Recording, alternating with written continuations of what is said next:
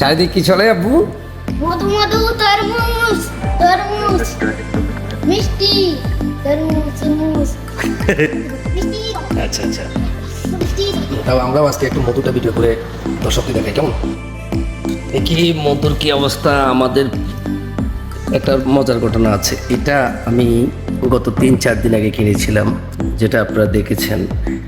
এই তরমুজটার একটা রহস্য আছে, এটা 550 টাকা। পরিচিত একজনের কাছ থেকে নিয়েছিলাম, দামাদামি করে নেই, প্যাকেট করে দেওয়ার পরে উনি বললো 550। যাক, কিছু বলি না, রমজান মাস তো।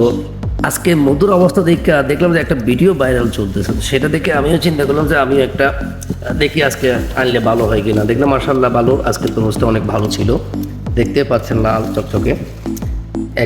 এক পিস দিয়ে আমাদের মোটামুটি 7-8 জন ইফতার আজকে হয়ে গেছে আলহামদুলিল্লাহ।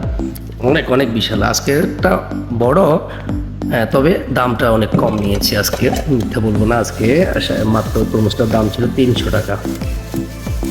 মাশাআল্লাহ সব মিলেই অর্থাৎ সব কিছু ঠিকঠাক আছে, একটু দাম বেশি হলেও মোটামুটি একটা জিনিস খাওয়ার উপযোগী হলে ভালোই লাগে।